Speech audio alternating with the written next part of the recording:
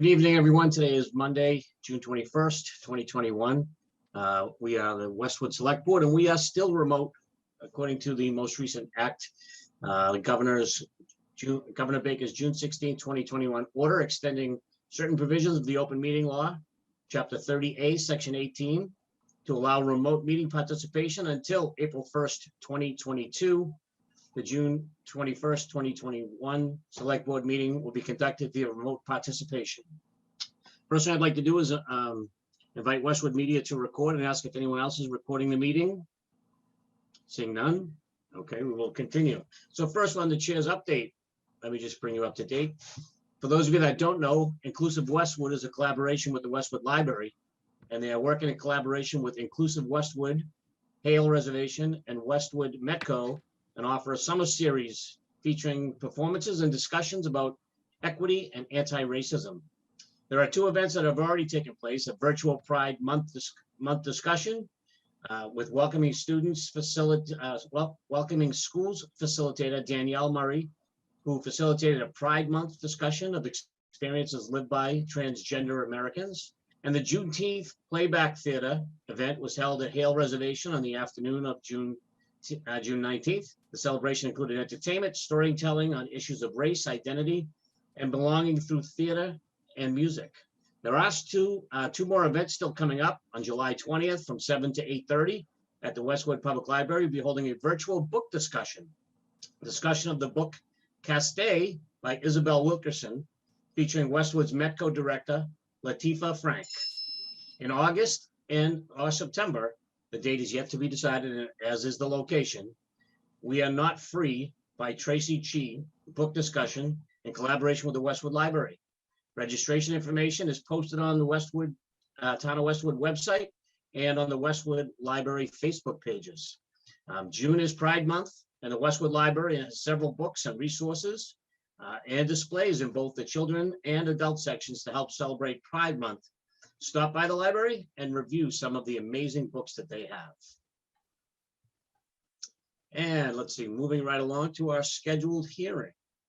So the first thing we have, and for those of you that are just tuning in, this is, I think this is Nora Lochnane's night. She has about 10 things in front of us this evening. So Nora, why don't you tell us about the first one? I know this is a great location, Prime Mazda in Westwood, right on Route 1. Yes. And, all right, so did you want to? Sure. Yes. Prime Mazda has applied for a Class 1 auto dealer license. So this would go along with the licenses they already hold for Mercedes, Porsche, Audi, and Acura. And this would apply to the building that's currently under renovation at 420 Providence Highway.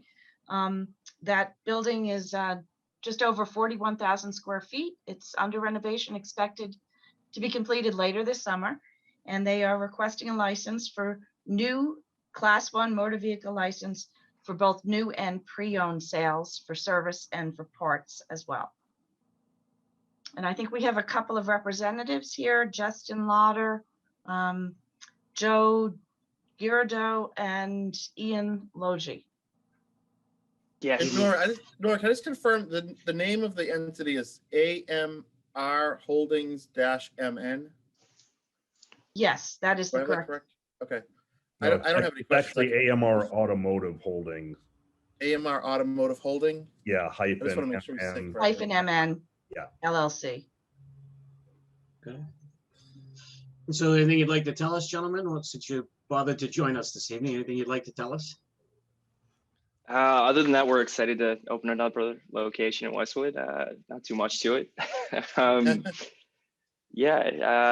Construction should be completed sometime in mid to late July, early August. That's when we anticipate everything tying up and hopefully being able to open for business.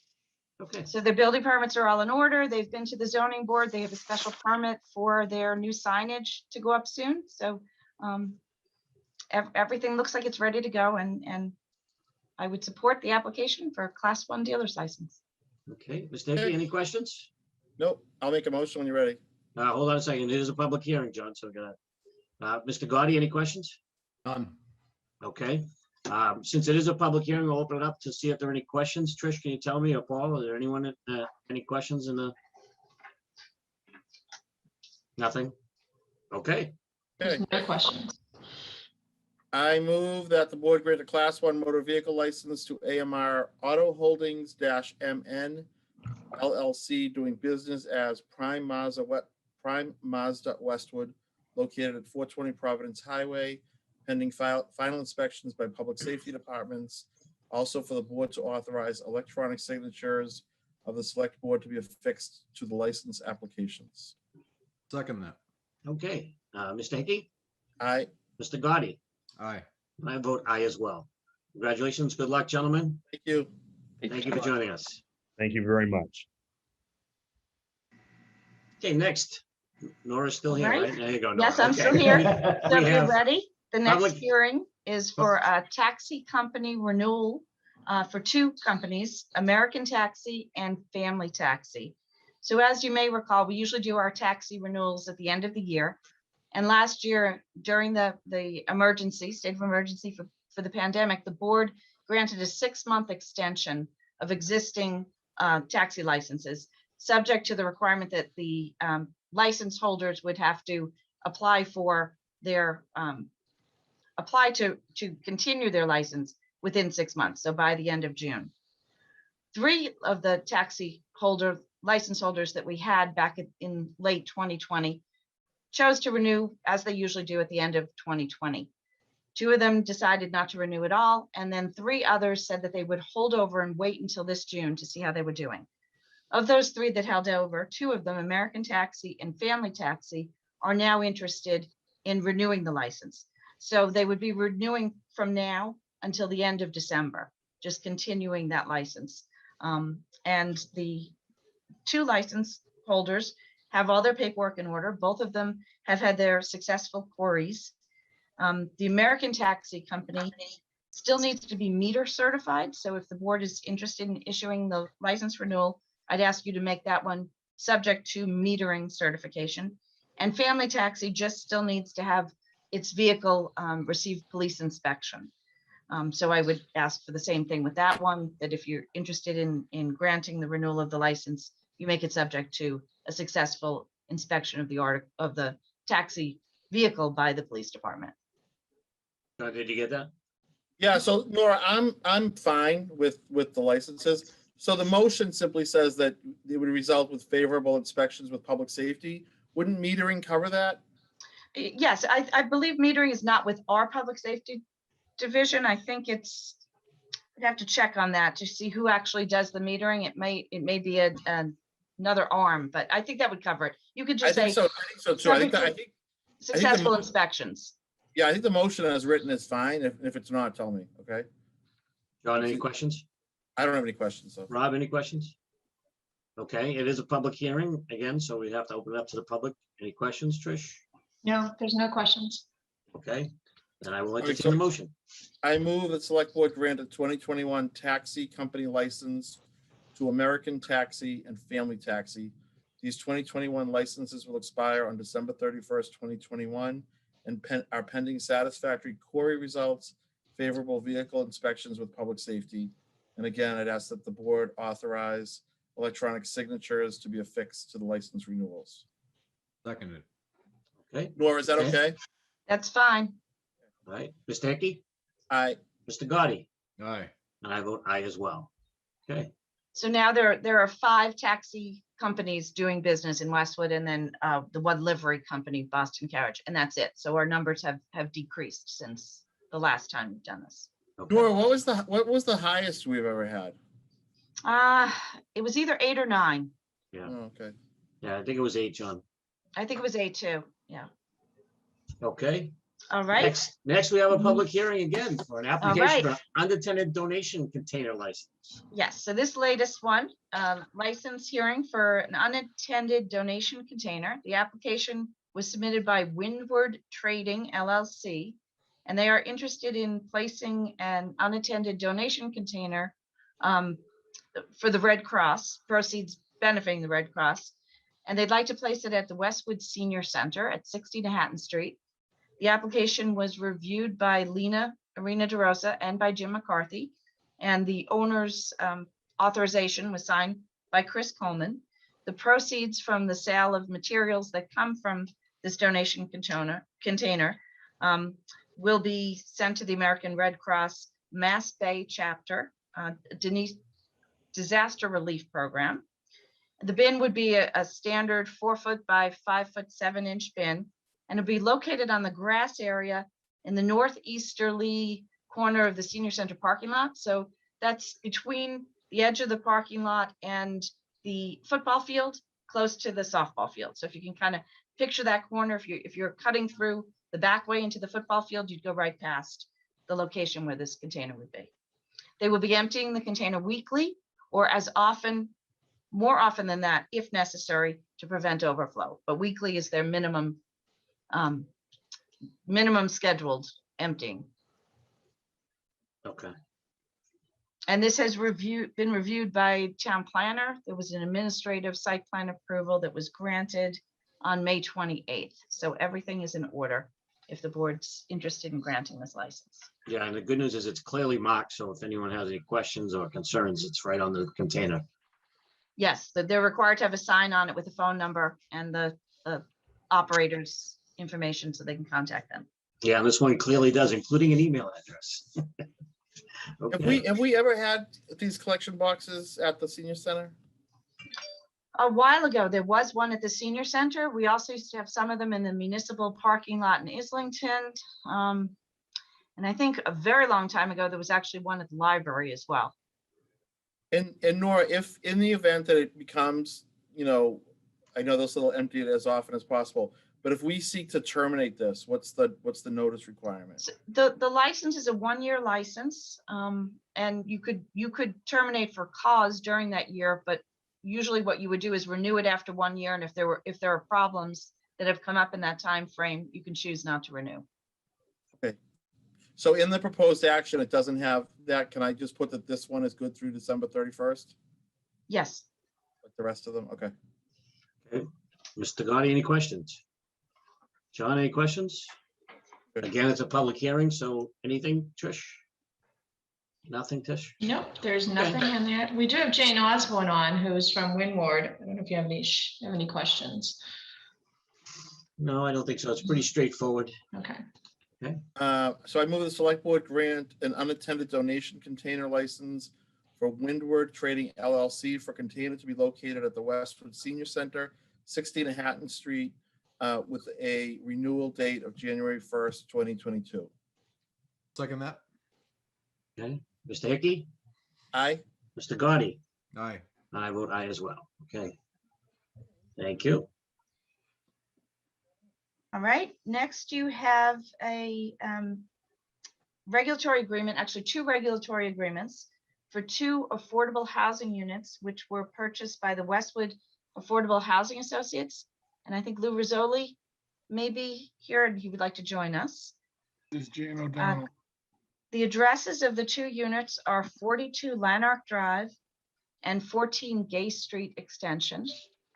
And these properties were purchased by the Westwood Housing Authority with funds that were provided to the Housing Authority through the town from affordable housing proceeds, some of which were dedicated at town meeting after being received from the University Station project. Yeah. Mr. Chairman? Yes, Lou. So this is, thank you again. The monies that were appropriated at the 2018 town meeting, we were able to purchase 2 homes, and these homes are will remain as affordable homes in perpetuity. There's a regulatory agreement, there's Nora well put it, that needs to be signed by the town. And then also the bank had to subordinate its position for rents, which will never happen, but Dedham Savings was happy to do it. And then it'll be signed by DHCD, and we should have those 2. Hopefully, those 2 homes will have tenants in there by September at the latest. And we're moving along, I must tell you, very quickly. I have no idea whether we're going to be at 10% by the time that in affordable housing by when the census comes out. But I've made a couple of calls over the past year or so that I've been the head of this affordable housing unit to DHCD. And thanks to you all, they are very impressed with the fact that Westwood the town has contributed to affordable housing, linkage fees that we're now having the developers give to us for affordable housing. We've done all this without any state funds and without any federal funds. So I'm cautiously, and I use that word very clearly, cautiously optimistic that if we don't get to the 10%, that we will have a lot of ammunition on our side to turn down a unfriendly 40B development. Okay, good to hear. All right, anyone with any questions? Stakey? No, John, we lost your volume. You're not muted, but no sound coming out. No. No. Bring in one of the kids, John. They'll be able to figure it out for you. In the meantime, Mr. Gotti, did you have any questions? I did not. Okay. I know you were looking for filler, so.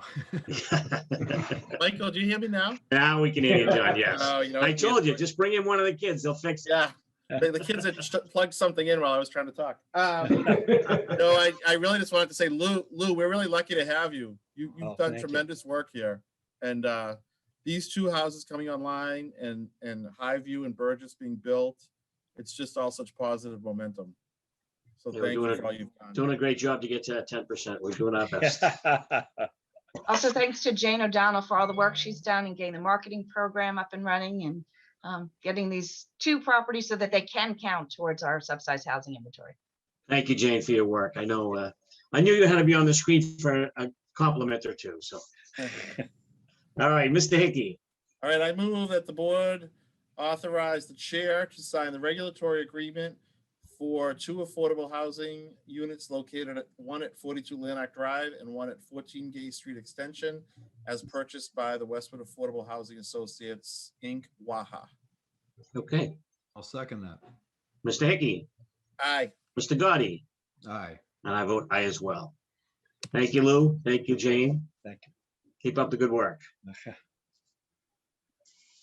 Okay, moving along, next on our agenda, we have the Dana-Farber proposed proton therapy facility, financial impact and community service agreement. Yes, and I think Dan Bailey is joining us for this one. Yes, he is. Mr. Chair, if I may. You may. Thank you. So just to thank you for having us. We are here this evening to discuss the draft community service agreement, and we are looking for the board to provide us with the board's feedback and some additional guidance.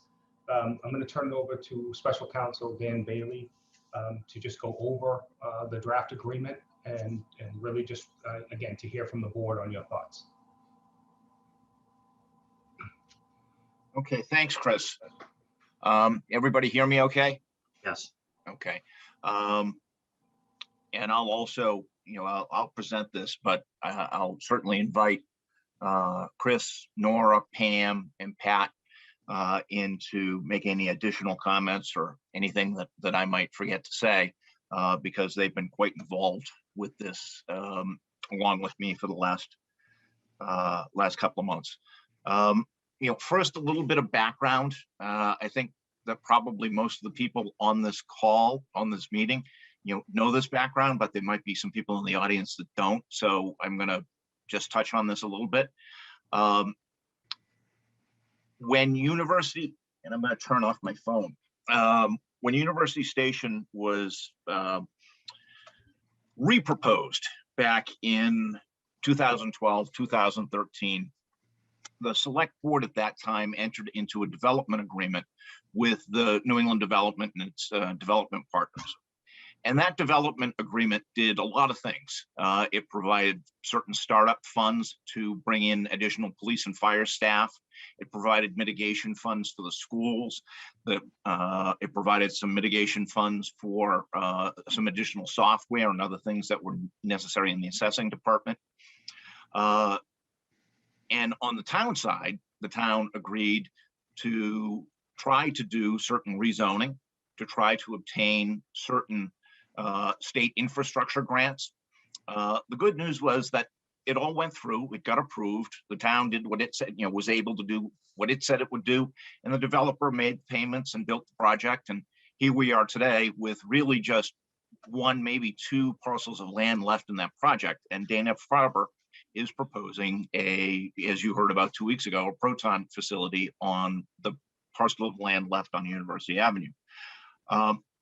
One of the few remaining elements of the development agreement is at section 10.3, and it says that the developer cannot sell any of the land in University Station to a not-for-profit unless that not-for-profit enters into a payment in lieu of taxes agreement with the town. That was put in quite specifically because this is the town's commercial area. The town was devoting a lot of time and resources to having it redeveloped.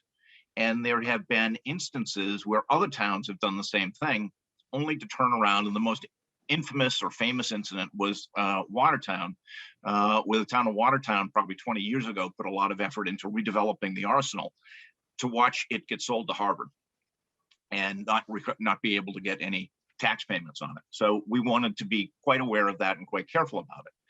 The development agreement doesn't say a lot about what the pilot is to say. It just says that there shall be a pilot that shall provide revenue to the town. It leaves it to the select board in place at the time that the sale is proposed, to decide what will be appropriate. Select board is not required to enter into a pilot. Select board has wide authority and discretion to negotiate the terms of that. So that's just by way of background. Now, just a little bit about the specifics of this proposal. First, nomenclature. The hospitals in particular like to call these community service agreements. That's what our agreement, we did this, 4 or 5 years ago with Brigham. That's what our agreement with Brigham says. And they do that because that's what they call them in the city of Boston. So just for consistency purposes, we call them community services agreement, but what the town is getting out of it is a payment in lieu of taxes. What's been proposed here is that Dana-Farber would pay the town 25% of the amount that would be due if the property, and that's both real and personal property, was subject to taxation. So, that is fundamentally the same deal as Brigham. There are some little tweaks here that make this potentially a little bit better deal, but that's the basic deal. The way it would be structured is a little complicated and probably a little hard to understand. So I'll try and spend some time on it. And let's jump forward from today to, we heard a couple of weeks ago, this is probably 3, 4, 5 years out before this facility is up and running. But when the facility is up and running, it will consist of 2 condominium units. One of those condominium units will be what we call non-exempt. It will be subject to taxation. The other condominium unit will be exempt. It will be a Dana-Farber entity that doesn't pay tax. And the way that the condominium will be structured will be that 25% of the value is in the condominium unit that will pay taxes, and 75% is in the exempt unit.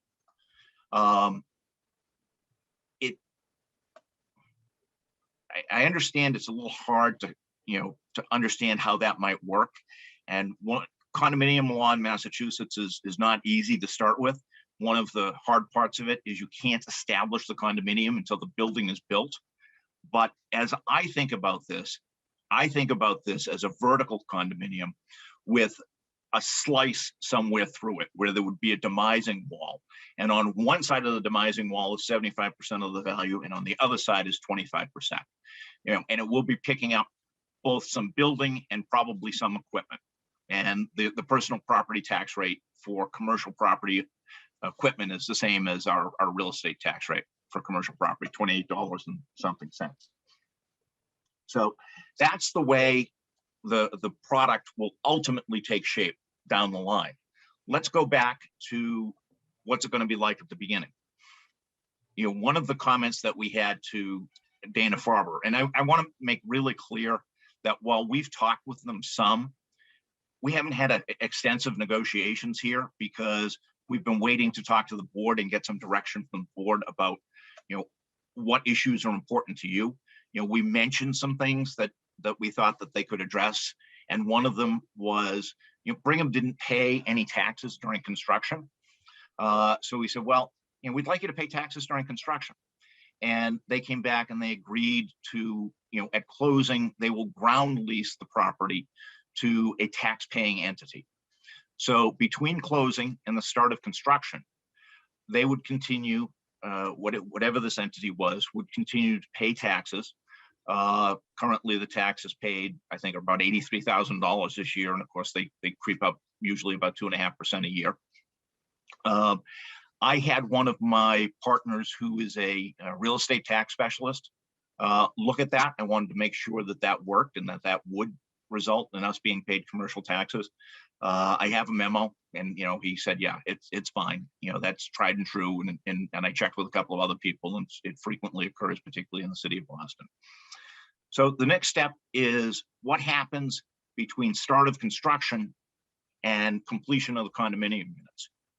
And what has been proposed is that the ground lease area will be reduced to 25% of the property.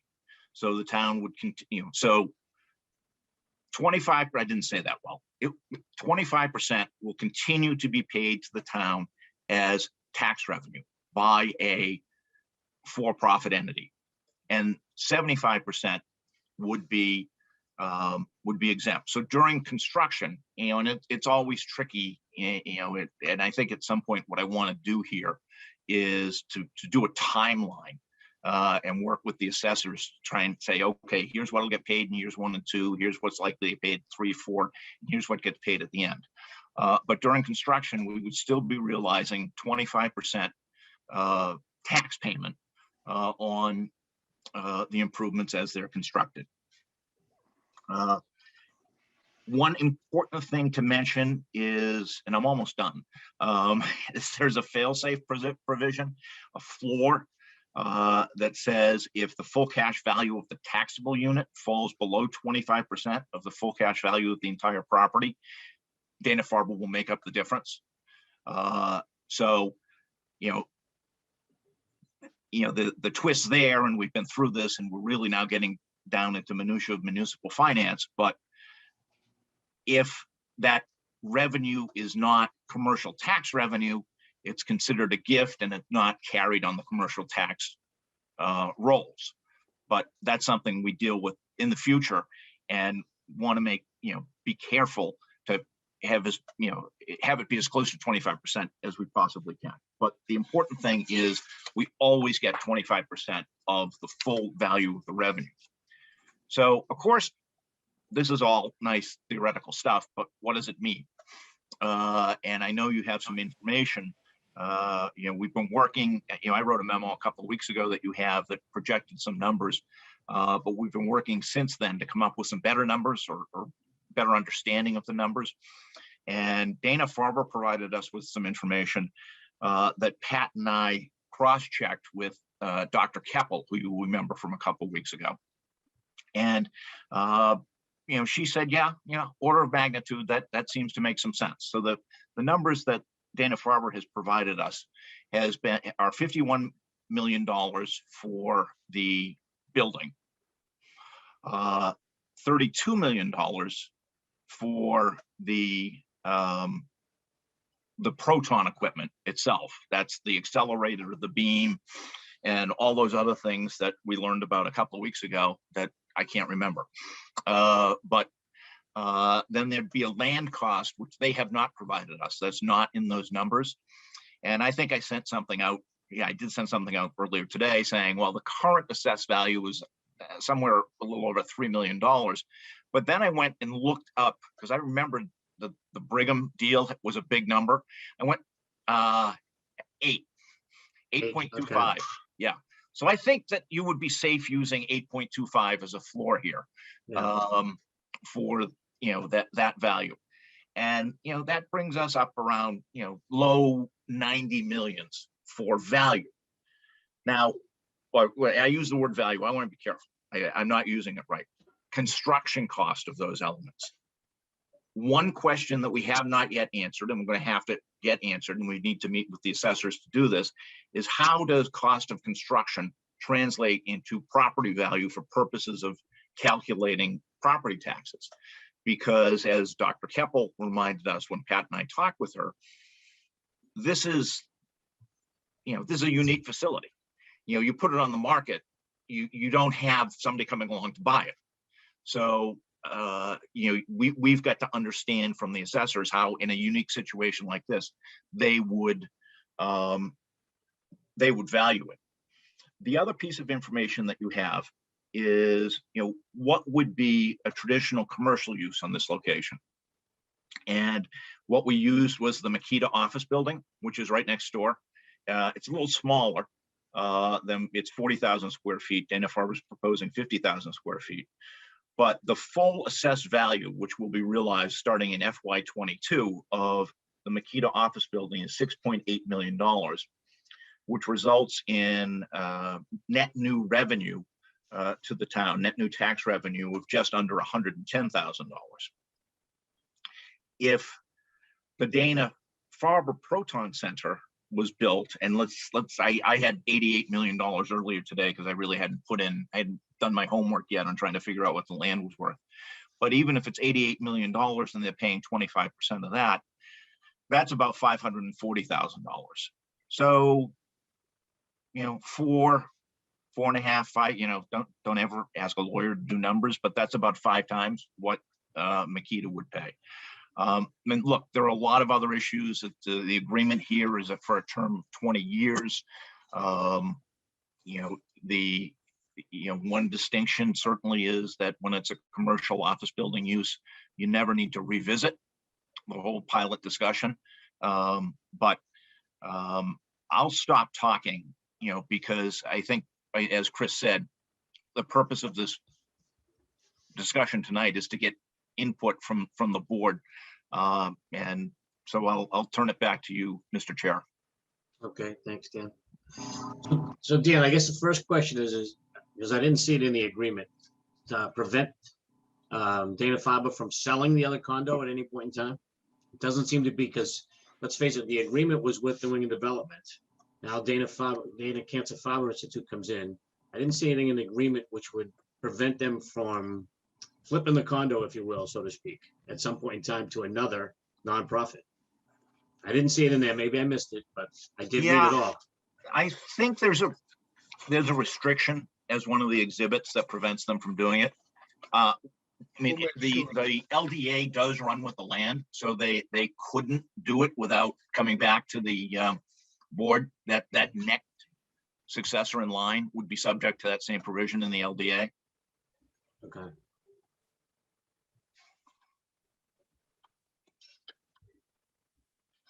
And you know what, Michael, I think you're right. I don't think it's in here, but that's a good thing to add.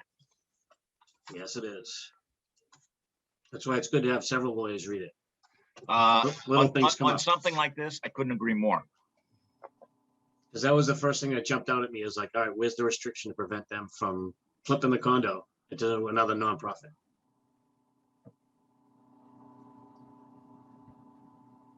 And not that I'm going to get into specifics with you right now, Dan, but some of the language seems to be favorable to them in sections and not favorable to us in other sections. So I agree. I actually think that we need right up front to get some definitions out, to make this a little bit easier to follow. And that couple of places it says aren't, DFCI intending, and other sections it says shall.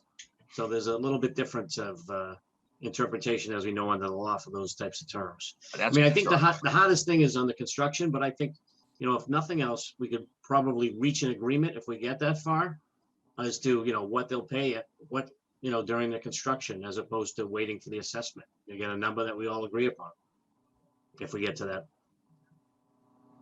Because it is such a unique facility.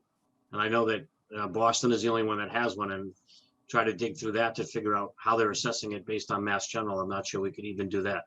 Yeah, But we that's tried. what, that's why we have Nancy now on the assessors, so she can help Yeah. figure that out. Now, I asked one of my associates to, you know, try and figure out how other communities have assessed these. Now, of course, Boston's really the only one that's useful because it's the same law. But Right. we went and looked in Pennsylvania and some other places, and it's really hard to figure it out because they're often just part of the whole hospital complex. Right. Well, we got 40 of them to pick across the country, so maybe we figure out between the 40 of them what the best method for assessing is, but. Yeah. Mr. Hickey, any questions? Yes, a couple. So I'm troubled by a couple of things.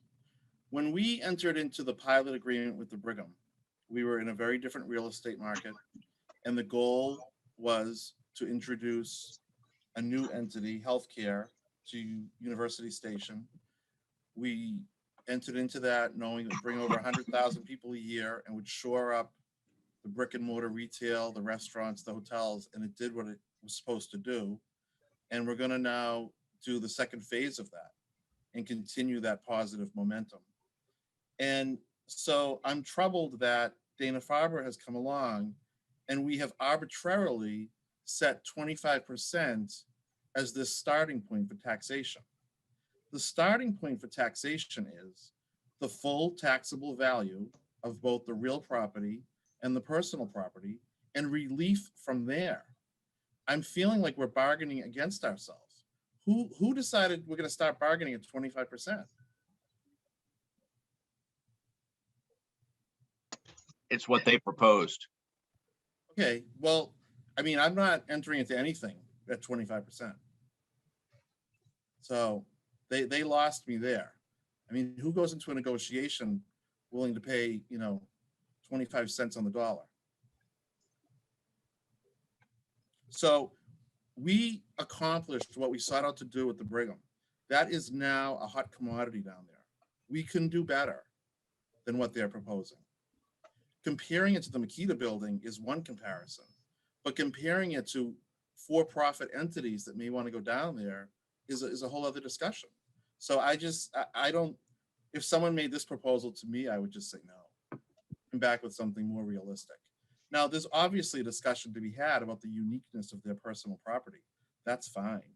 But to start the conversation at 25% is not something I'm interested in. I think we should wait for something better to come along. Okay. Anything else, John? Okay, Mr. Gotti. Couple things. One, just to build on John's comment there. Do we have any sense, we're using Makita as the comparable for traditional commercial? Is there any other traditional commercial use that would be substantively more than what the Makita building is?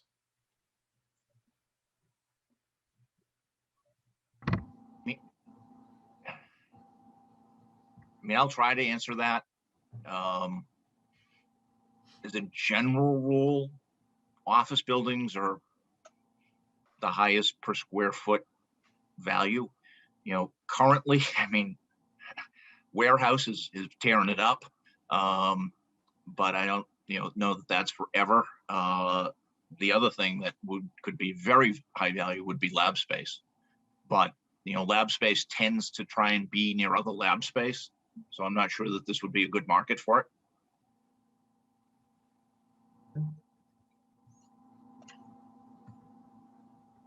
Anything else, Rob? Yeah, so you referenced, Dan, sort of a vertical condoization, where the walls are then drawn are going to have significant impact on where that value is, right? I mean, so where the taxable portion falls, will we be getting any type of drawings prior to making any decisions so that we understand just how the value breaks? Yes, the short answer is yes, but it will only be conceptual. Yeah, I think we can probably, I think what we could probably do is take the cube that is the box, that's the building, and draw different slices through it and make some presumptions about where equipment will be. Pat and I talked with Dr. Keppel about just that and about her helping us do that. And then with this condoization, this is sort of you got one exempt, you got one non-exempt. So the non-exempt is paying 100%. Does the CSA as proposed create any potential issues with us relative to the current Brigham deal? I think, I've certainly drafted memos that we haven't discussed this in recent years, but the Brigham deal, it has what we call a most favored nations clause in it, which it says that if any other nonprofit gets a better deal than Brigham, then Brigham, gets that deal. I think we have to look closely at that. One of the elements of this particular deal that I think gives us protection there is that Dana-Farber is paying real estate taxes during construction. But it's also such a different deal that, it's something I want to pay a lot of attention to and try and build in as much protection as we can in the agreement. Yeah, just another quick question. So we have the assessment from Newmark. Have we been using Newmark all along at University Station, or is this somebody new? Because I thought somebody else had done our prior. I mean, we use Newmark as much as anything, because they're very active in the market. And Mike Frizzoli is a Westwood resident, and I've done some deals with Mike, so including some healthcare deals. So I was just very comfortable working with him. But you're right, we've never used them. We used in the past. Guy's name is Craig Seymour, to do our financial analysis, but he's not a broker. And Craig would come in and probably, this was an attempt to just get an idea of what was going on in the market. If we wanted to, Craig would come in and do a much more detailed analysis. Yeah, because I'm looking at, and believe it or not, on everything he gave us, the building that was worth the most was the Lifetime Fitness Center in Brookline. One of the highest, 210 million. Oh, that's That was in Lifetime 2017. That's not Lifetime Fitness. Okay. That's a center that the Bullfinch companies did over in Chestnut Hill. Okay. Yeah, that's confusing.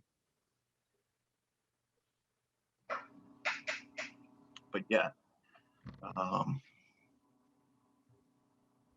And you just talked about potentially having an additional financial analysis done.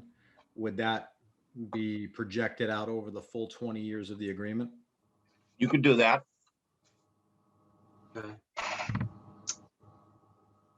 I'd like to see that, because I think what we have to do is have all of this math spelled really clearly out. It needs to be whiteboard simple, no ambiguity, I think that would be a really beneficial thing for the residents. So Dan, I had a question on the timing. So they're trying to get this done by July, according to the notes, but yet the construction is going to take 4 years. So what's the big rush? I think that they want to know that, it's a title issue. Before they spend a lot of money and effort, they want to know that the Board of Selectmen is going to approve a pilot agreement. Well, I'm not going to swear to it, but the July date's not looking good. I think we'll agree on that. Yeah, it's probably a little tight. Okay. All right, did you have any questions from us? Well, you've given us some guidance here about, what to go back on. So that's good for a starter. I have some drafting issues, I think, to address that you brought up, and I fully agree with that. Taking John's comment, we're directed to go back to the bargaining table. Yes. I don't disagree with Mr. Hickey on this at all. Mr. Chairman, speaking of the July date, it is not a news bulletin to the town staff that July was an aggressive date on their part. Yeah, I think when I first saw it, I kind of knew that anyway, but Yeah, given how long it took us to do the Brigham and Women's deal way back. I think they were talking July 2022, was that correct? In their defense, they do have to go through a determination of need process. And I think securing the land helps them do that. I don't know. I mean, I would think that, wouldn't there have to be some analysis by the state first before you even bother to buy land as to whether or not this is the proper location for it? I mean, there are a whole bunch of things that have to come out, especially because it's so close to the Ponset River and the wells. I mean, I think there's a whole lot of other things that they need to find out from the state before they even purchase the land. I mean, I think they could say, if we purchase the land and if this flows through, what is the state's backing on this? That is one of the questions that we have raised, and it warrants further discussion because, well, what if you buy it and you can't build it? Right. Because then they can just turn around and sell it to somebody else that, nonprofit again, which is. But again, for them to sell it to another nonprofit, that nonprofit is subject to the development agreement that runs with the land. Okay. All right. Any other questions, John, Rob? No, I'm good. Thank you. I have one more, Dan. Sure. When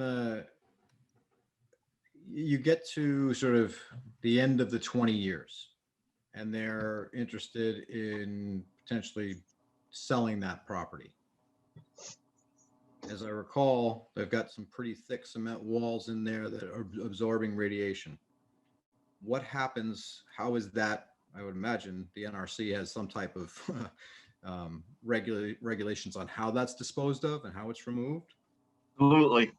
I can imagine though that it's also fairly costly to do. So we would want to build into the agreement an obligation to decommission the facility at the end of its useful, when they stop using it, because otherwise you've got a piece of land that has a facility on it that you really can't use. Right. Yeah, an interesting question, which I mean, I probably know the answer, but what happens if Dana-Farber decides at some point to sell to a for-profit? Does that throw out the agreement? In other words, let's say there's some investment company that comes in and wants to buy it, just like they did other places. Yeah, they sold to Stewart, Right. Yeah, and then it becomes taxable. Okay. Because that entity would not be exempt. Okay. I'm not sure I saw that in the agreement, but we need to make sure that makes it too.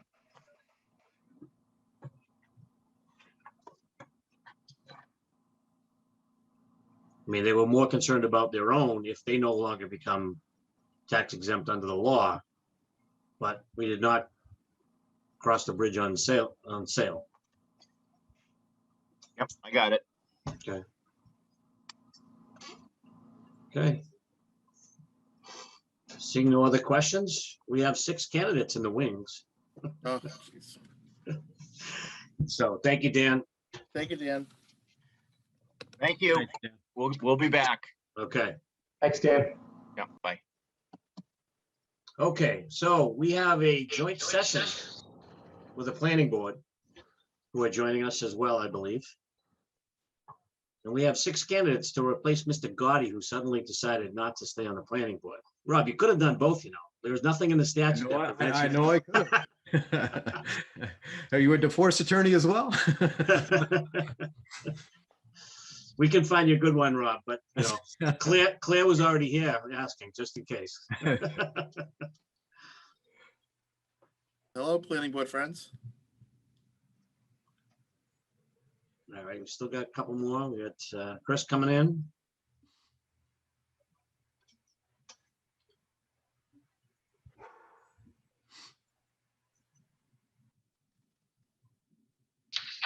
All right, Chris, there you are. Evening. Hello, Abby. Nice to see you as well. All right, so we already have our meeting open. Chris, did you need to open your meeting? Pat, do they need to open their meeting technically? Okay. What did Pat say? I missed that. You should, Chris. I see everyone here. So 6:53, we'll officially open tonight's planning board meeting. Okay, so we are here tonight to fill the position left by Rob for a fifth member on the planning board. And as a result of that, we have 6 candidates.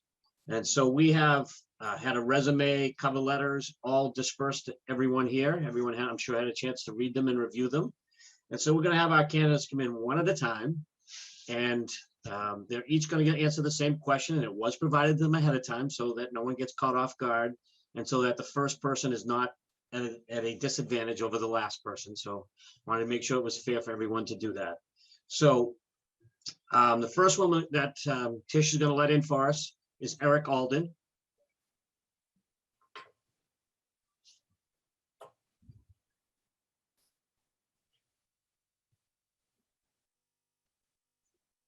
Eric, are you there? There you go. I'm here, thank you. All right, Eric, welcome.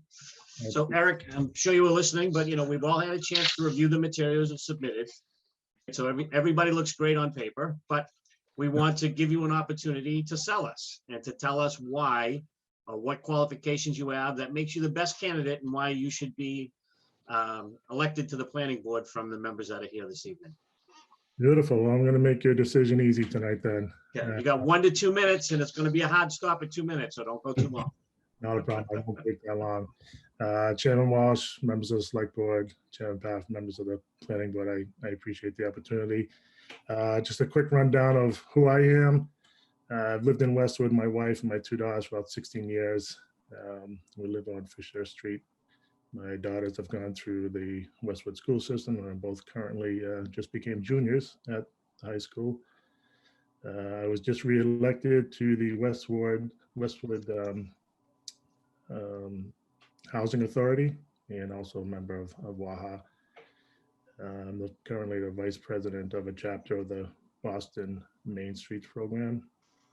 25 years experience in real estate. I have my own real estate asset management and development company.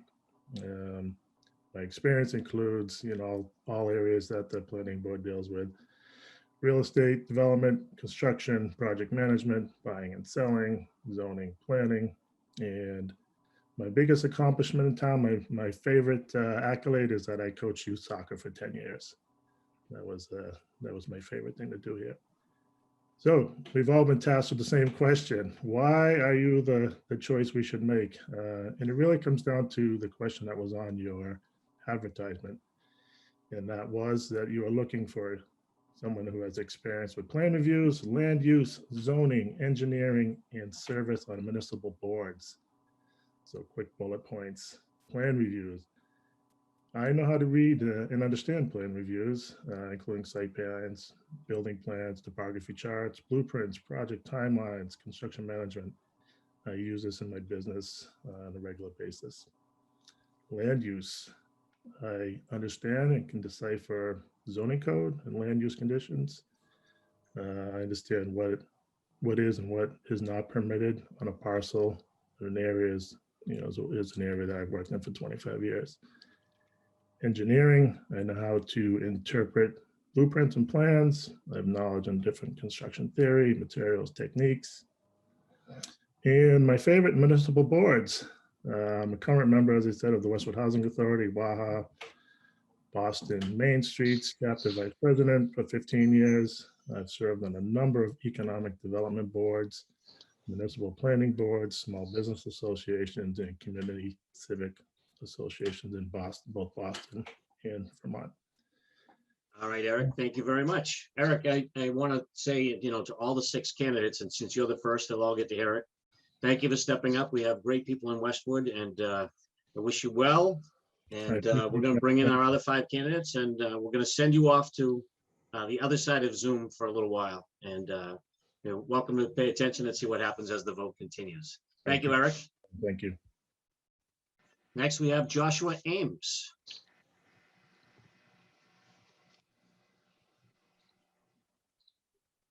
We got Tish working hard.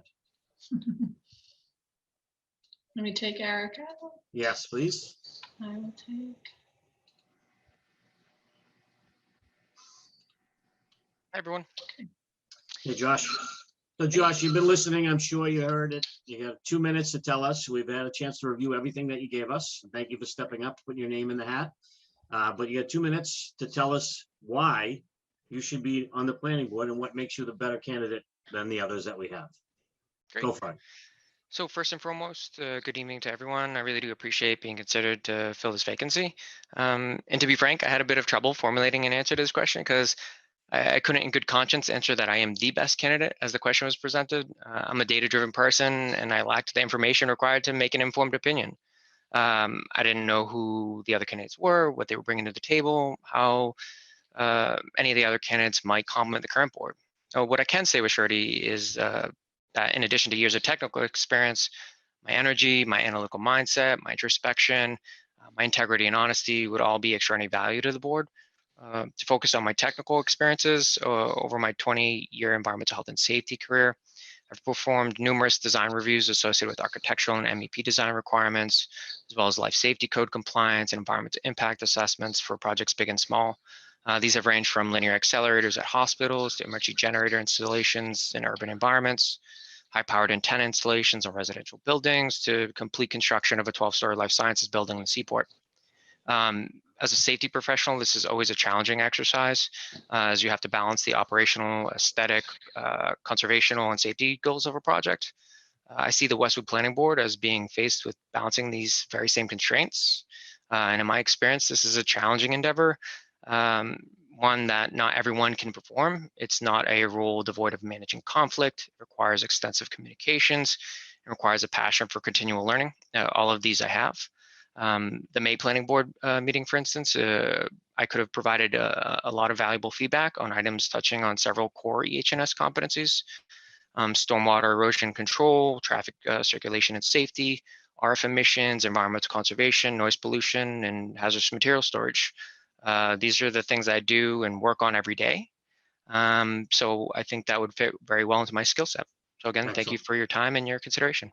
Excellent, Josh. Thank you. Very good. Thank you for being on time too. That was great. Thank you. So, all right. Thanks, Josh. We're going to send you back to Zoom land somewhere, and then we're going to bring in the other candidates. You're welcome to listen on and see how the vote goes. Thank you. Good luck. Awesome. Thank you. Out goes Josh, and in comes Keith.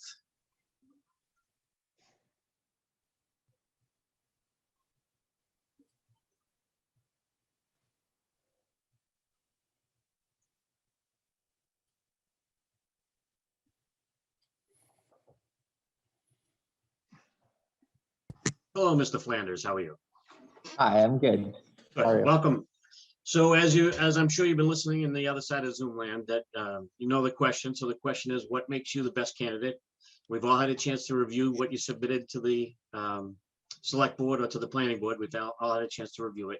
So you got 2 minutes to tell us, on your own, what makes you the best candidate for this open seat. Go. All right. Thank you. Thank you to the planning board and everyone here for allowing me to be a participant. I think the thing that makes me most motivated to be part of the planning board is that I'm a new resident to town, been here for 3 years, but I'm planning to be here for the next 20 years. I have 2 young kids, one of which, the oldest, will be starting school next year. So I'm going to be around for a while, and we're just hoping to kind of help guide the town in moving forward. And another reason that I think I could be beneficial to the planning board is often around all parts of the town. I'm somewhat of an avid runner, I would say. So, I live in Islington, but, I run around Hale Reservation, I run around University Station. And so I'm all over town and, I'm able to see how, the roads are impacting pedestrians and traffic and wherever else I might see on my runs. I'm also a very do-it-yourself type of person. So, when I saw this opportunity, I thought it would be good to have a hand in helping and being able to do it myself. That way, we don't have to have people complaining about the planning board and where they're going and where they see everything going to be. And I can actually be part of that. And, I did actually research the comprehensive plan, and I think it was good. It covered a lot of things, but the one thing I think it was lacking was an actual plan to get things done. And I think, I could be a part of that. It was more of a vision of where we see the town going, but I think we definitely need some strides to actually put that plan into action. And so I would be more than happy to help out with that. Some of my background is I am a fire protection engineer, and so I'm working on buildings, all over the place. And I'm also an associate member of the Zoning Board of Appeals here in Westwood. So Excellent. Thank you for your time. All right, thank you, Keith. Good luck. And I appreciate everyone applying for this position. So you're welcome to back to the other side of the Zoom world and pay attention for the vote coming up shortly. We have 3 more candidates to go. So Keith is going out and Phil Giordano is coming in.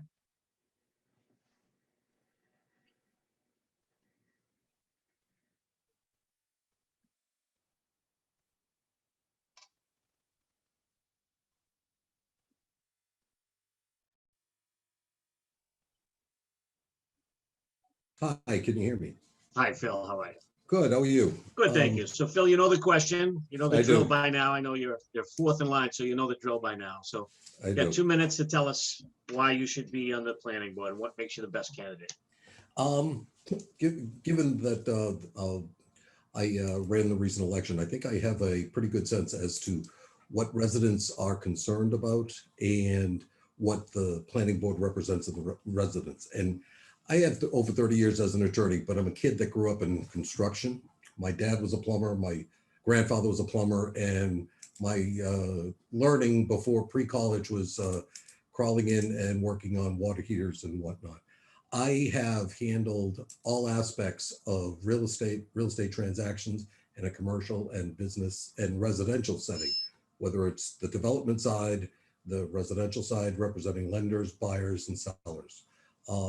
I think one of the things that I bring to the table would be something that's particularly useful because no one can be a jack of all trades nowadays. I've learned as part of my training as an attorney, as some of you may know, that you have to learn and get yourself into a subject to the point where you know it almost, not quite, but almost as well as the people that you're dealing with. For example, this Thursday, I'm going to be learning of a trial date in a property development case that I have in Middlesex Superior Court.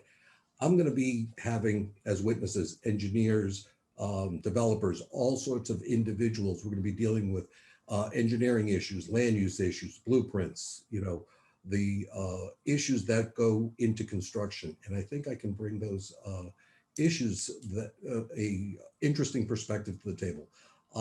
I have a varied practice, but it is primarily in business and business development. And I think that I would be a strong candidate. I'd be useful. Obviously, I'm interested. My son is getting a master's at Boston University, and he's the one, quite frankly, getting his master's in urban planning that spiked my interest in the planning board. And I've had many discussions with him regarding his projects and some of the things that are going on. But I think I can be helpful. I have been dedicated to the town for 23 years. My paperwork will attest I've had a variety of positions, and I think that I could be a useful asset to the town. Appreciate any consideration that you give me, and thank you for your time. All right, thank you, Phil. I appreciate it. Thank Appreciate you. everyone stepping up. Thank you. Good luck. Thanks. And with that, we're going to bring in Carolyn, one of my neighbors in Islington.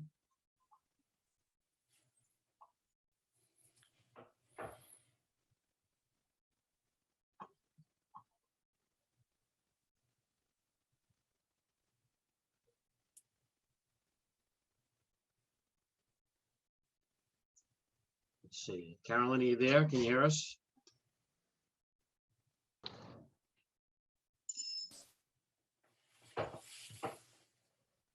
Tish, she's been on the screen at all, Tish? No, she's muted. Oh, there she is. There she is. She's muted. Okay. Can you hear me? Yes, we can hear you now, Carolyn. Can you see me? No, that we cannot. Okay, let's see.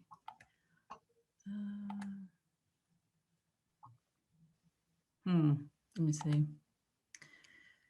My company uses Microsoft Teams mostly. Let me see if I can get on video. You have to be here. signed out of Teams in order to be able to access the camera, I believe. Ah, you're brilliant. Can you see me now? There you go. There you go. Sorry about that. Okay. Good There you go. evening. Good evening. I can just jump right in since I lost some time for the group. Good evening, planning board members and select board members. My name is Carolyn Hetnik. I am a resident of Westwood. I have been for 26 years, first living on St. Denis Drive for 10 years and now moved over to Smith Drive where we've been for 16 years. Two boys, both went through the public school systems. Both are long-term youth hockey and youth baseball participants. On the professional side, I work for Hydro-Quebec, which is a large electric utility that serves the electricity needs of the province of Quebec. It also delivers massive amounts of electricity into New England, into the Northeast grid, the grids in New York and the New England region. And so I work for the US affiliate to do this. So I work on a small business development team to build new transmission lines from Quebec into the US. I have a dual role there. The first role is I'm more or less the project manager for all the permits that the company has to get, local, state, federal permits. It's, as you can imagine, significant. I am supported by a cadre of lawyers and economists and land use experts and engineers, etc. The other role that I have is to do all of the community consultation. And so I really see it's really three areas of work that I do. One is to start off to educate a community on the physical impacts of a project, a transmission line in this case. The second part is to mitigate any impacts if we can, concerns that they might have. The third part is to if we can't mitigate impacts, the third part is to negotiate compensation packages. So really sitting down and just helping to decide what a community wants in terms of dealing with a large infrastructure project or any kind of a project.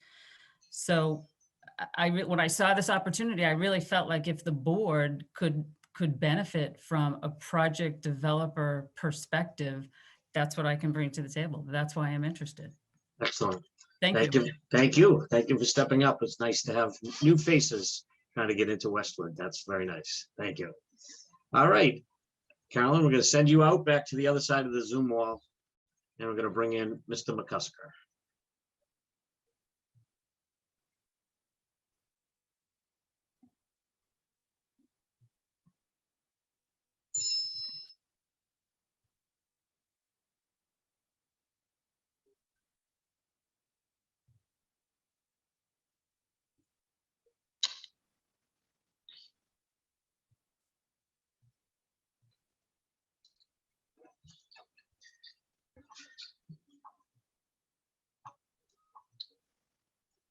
Tom, are you there?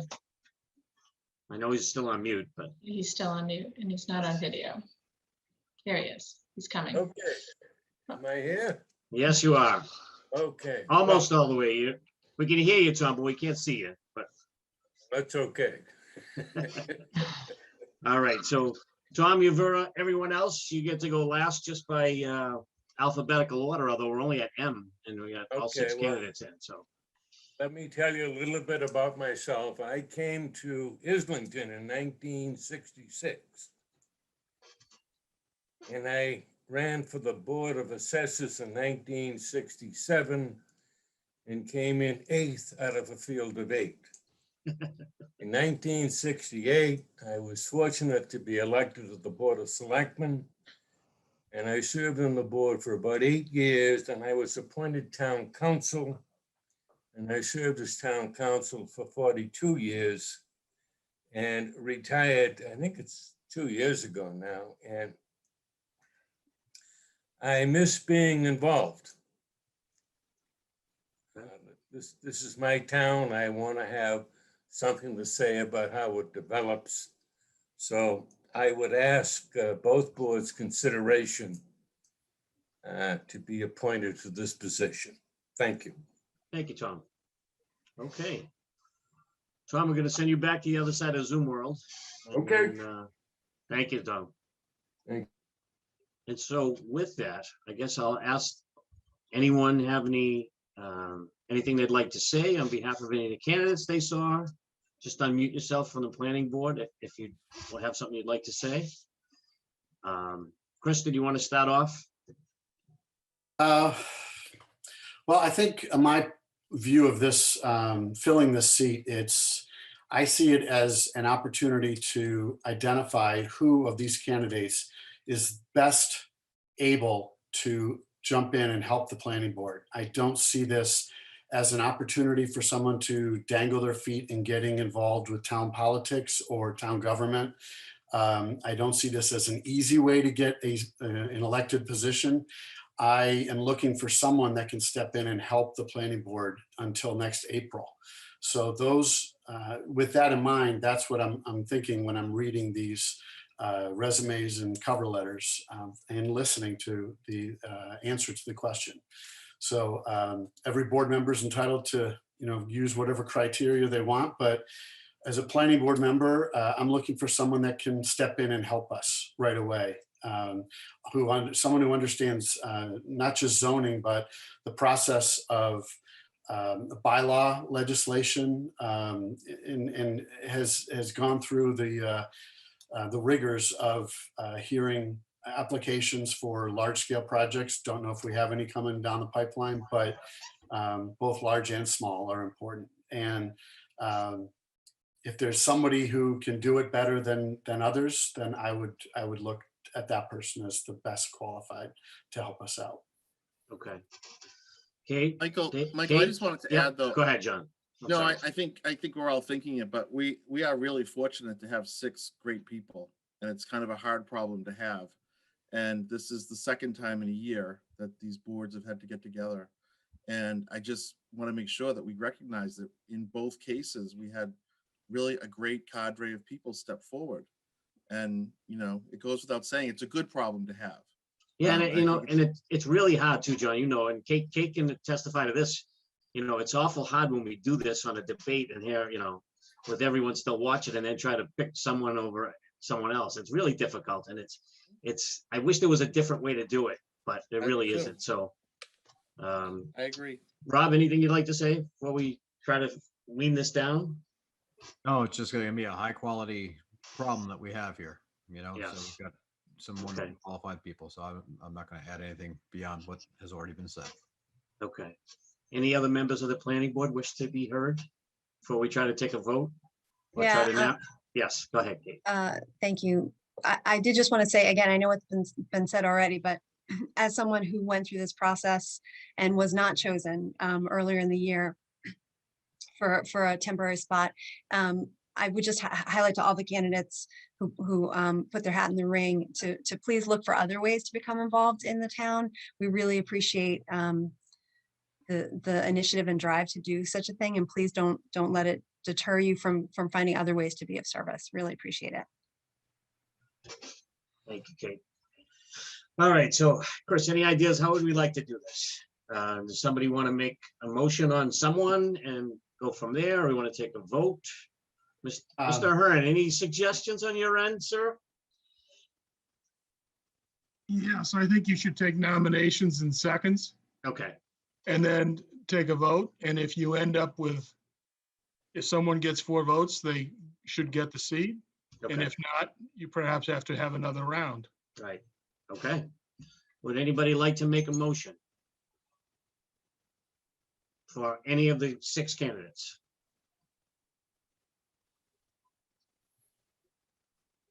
So no one's gonna vote? So I'd like to nominate Mr. Ames. Mr. Ames, okay. Second. Okay. Do we take a vote on that, Mr. Ames? I No, would. just I would- continue with nominations. Okay. Yes. All right. Other nominations. I'll nominate Tom McCusker. Okay. Do I have a second? I'll second it. Okay.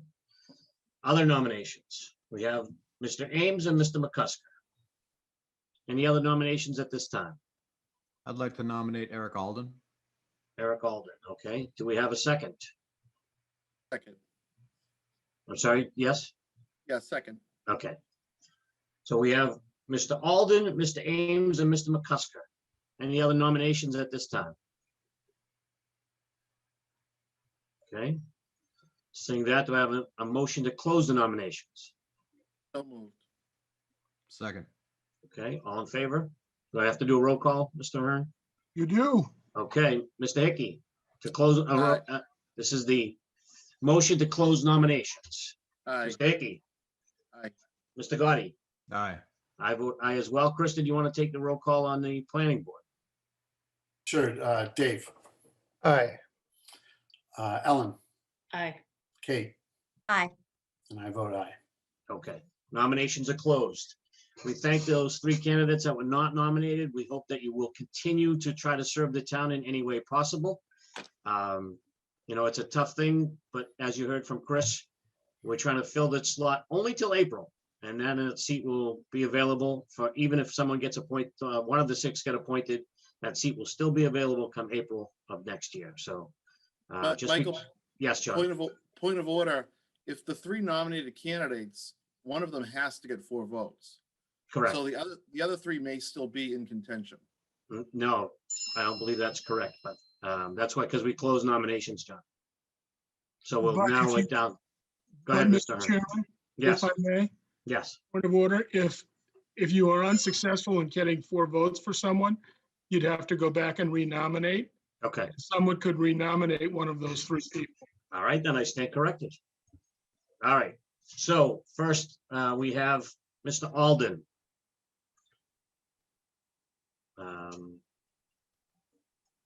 Take a roll call. Mr. Hickey? No. Mr. Gotti? Aye. Mike, just a question. Wouldn't you Yes. just have people vote for who they want to vote for versus yes, no on each one? You could Okay. do a roll call that way, Mike. All right, let's do that then. I prefer that anyway. So out of the 3 candidates, we have Mr. Alden, Mr. Ames, and Mr. McCusker. So we'll start with the select board. Mr. Hickey, your vote for, McCusker. okay? Mr. Gotti, Mr. Alden. okay? And I vote Mr. McCusker. Mr. Pfaff, do you want to take the planning board? Sure, Ellen, your vote. Mr. Ames. Kate, your vote. Mr. Ames. Dave, your vote. Mr. Ames. And I vote Mr. McCusker. Okay. So we have a tie.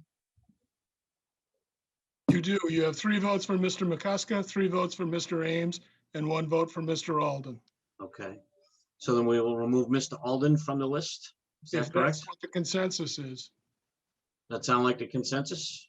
Take a roll call again.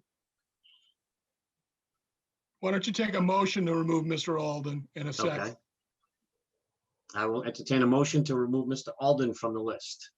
So So moved. moved. Okay, Second. all right. All those in favor of removing Mr. Roll call. Alden from the list? Yes. Mr. Hickey? Aye. Okay, Mr. Gotti? Aye. I vote aye as well. Chris, did you want to do the planning board? Sure, Dave, Aye. Kate. Aye.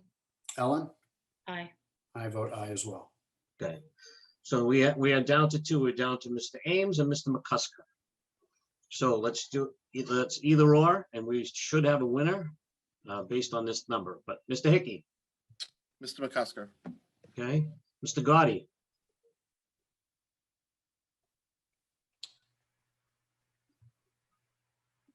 Mr. McCusker. okay. I vote Mr. McCusker as well. Chris, Dave, Mr. Ames. Kate, Mr. Ames. Ellen, Mr. Ames. and I vote Mr. McCusker. okay. That makes 4 for Mr. Mccusker and 3 for Mr. Ames.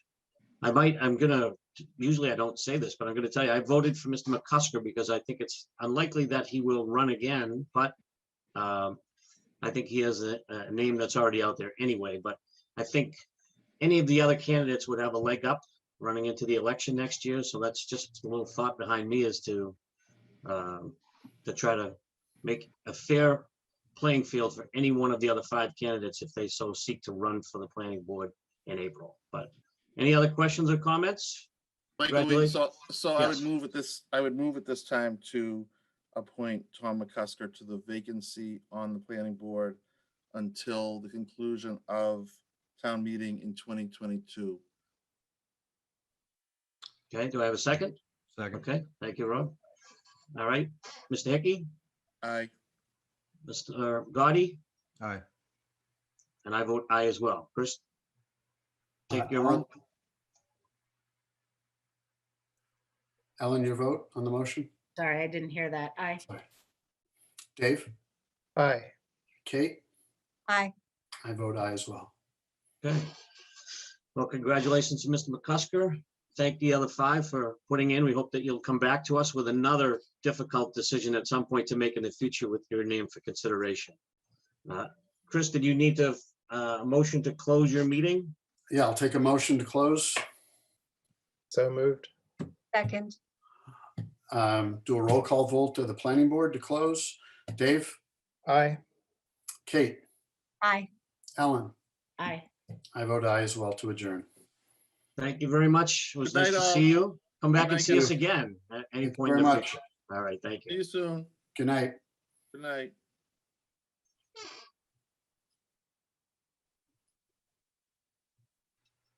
All right, we have scheduled action. We have appointments and reappointments of boards and committees. Most are reappointments. You do them just by committees? Probably be the easiest way. Yeah, sorry, I'm just trying to find it. Do you want to do it as one big group and make the motion Yeah. at the end? Typically, let me just find it, I'm sorry.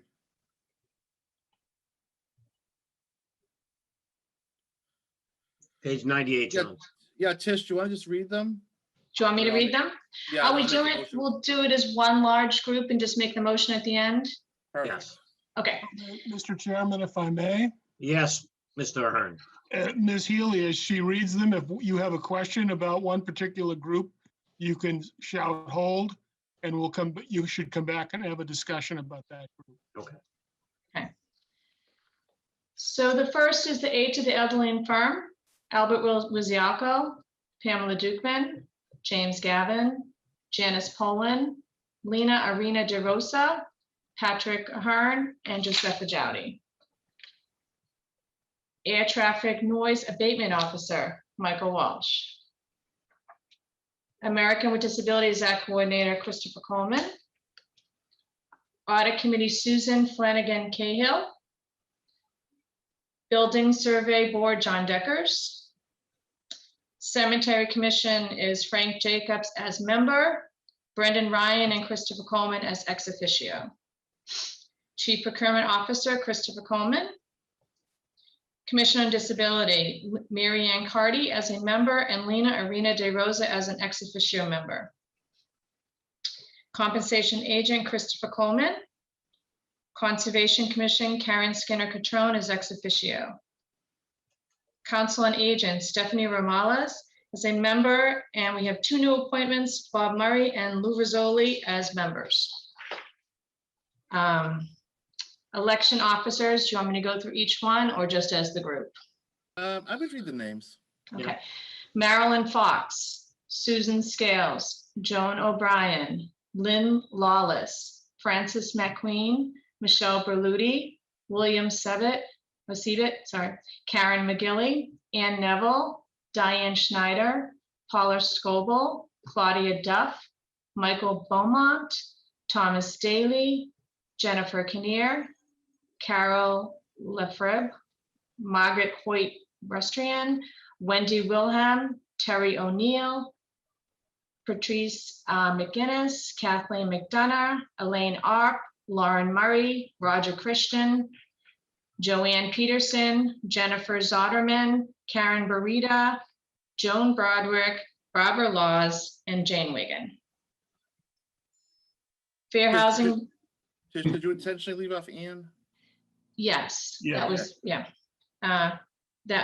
Dottie did not update that.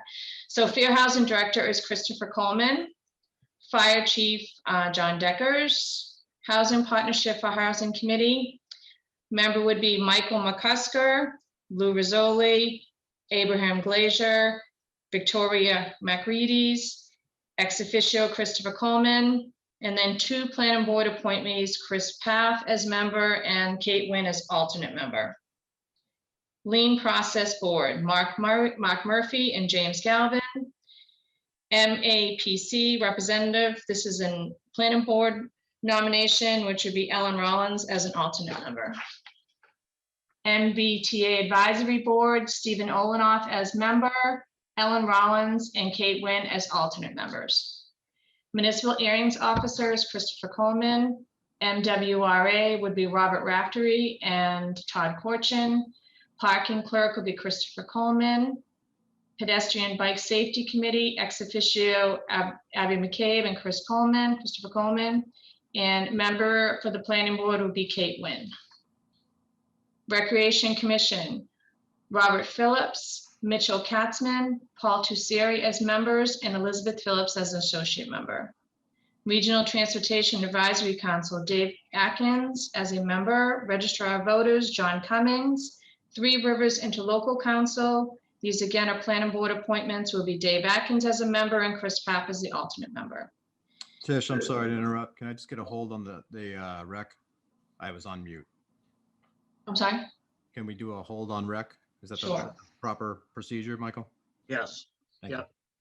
And then town perambulator is Stephen Springer. And Westwood Cultural Council is Jennifer Ryan and Ann Foss Innes. And that's it. Oh, okay, you're not doing environmental action and you. Oh, sorry. Another page. Westwood Environmental Action is Julie Gervais, Thomas Philbin, and Ellen Rollins. Thomas Philbin is ex officio and Ellen Rollins as the liaison for the planning board. Youth and Family Services members are Janika Maderi and ex officio Danielle Sutton and Mary Ellen LaRose. And then student members, Nicole Maderi, Julia Ritzenberg, Jeremy Stern, and Daniel Trider. Okay, so with the exception of the Recreation Commission, I move that all of the aforementioned people be appointed to the stated committees. Second that. Okay. Mr. Hickey? Aye. Mr. Gotti? Aye. I vote aye as well. Now let's go back to the rec department. You got a hold that you wanted to discuss? Yeah, I know that there have been some issues with one of the members sort of acting as a police officer, if you will, of use of fields. And so I have some concerns over that type of behavior.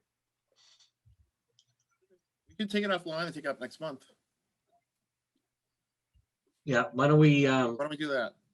Save it for another discussion for now? Is that okay, Tish? Well, right now they were left with 3 members on their board. They wouldn't be able to meet until after your next meeting. Would the associate member not be able to step in and assume that role? We'd have to appoint her tonight, which would be Elizabeth Phillips. So Rob, you could make the motion to appoint Elizabeth Phillips, associate member, I'm so moved. and I'll second it. Okay, Mr. Gotti? Aye. Mr. Hickey? Aye. I vote aye as well. Okay. And so without naming which one of the 3 individuals, we'll have a discussion about it at some point. And you can have that with Mr. Coleman, and then we can come back and visit it at our next meeting on July 12th. Thank you. Okay. All Thank right. you.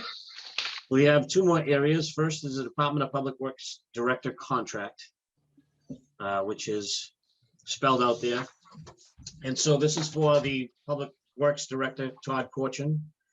The current contract ends on June 30th, 2021. Town Administrator has met with Mr. Corchin and they've agreed on the following terms, which are clearly in our notes, and I won't go through them on as well. I won't go through them without putting them on the spot, but they are for anyone to review as part of our minutes. So based on that, is there any discussion? I would just note, Mr. Coleman, you could confirm you've done a survey of peer towns and this is aligned. Yes. Okay. Okay, with that, I will move the board sign a new 3-year contract with the Department of Public Works Director Todd Corchin, effective from July 1st, 2021 to June 30th, 2024. Second. Okay, and Mr. Hickey, Aye. Mr. Gotti, Aye. and I vote aye as well. Okay. Next, we have a contract for our Community and Economic Director. So we have a 3-year contract for Nora Lockname. The Community and Economic Development Director's 3-year contract expires again on June 30th, 2021. Town Administrator has met with Nora and they have agreed on the following terms. It is a 3-year contract and the terms are spelled out. So the copy of the contract was given to all of us and let's take a vote. Mr. Hickey, did you have a motion? Yeah, I move that the board sign a new 3-year contract with Community and Economic Development Director Nora Lockname, effective July 1, 2021 to June 30th, 2024. Second that. Okay, Mr. Hickey. Aye. Mr. Gotti. Aye. And I vote aye as well. Okay. Last thing we have is approval of minutes. Everyone have a chance to review the regular minutes from the June 7th meeting. Yes, sorry. I move that we accept the June 7th, 2021 meeting minutes as amended. Okay. Second that. Okay, Mr. Hickey. Aye. Mr. Gotti. Aye. And I vote aye as well. Okay, our next meeting will be on Monday, July 12th at 6 p.m. and it will still be via remote. I'm not sure we're going to make it to April via remote, but we're not going to be there quite yet. So we will see you on July 12th. Everyone have a great 4th of July. Enjoy the warm weather. And God knows it is warm weather. And so we'll see you all again real soon. Okay. See you all. Thank Motion you. to adjourn. Motion to adjourn. A second. Second. I don't Okay. know who did what. Mr. Hickey. Aye. Mr. Gotti. Aye. I vote aye as well. We'll see you on July 12th. Take Good care, night. everyone. Good night. All right.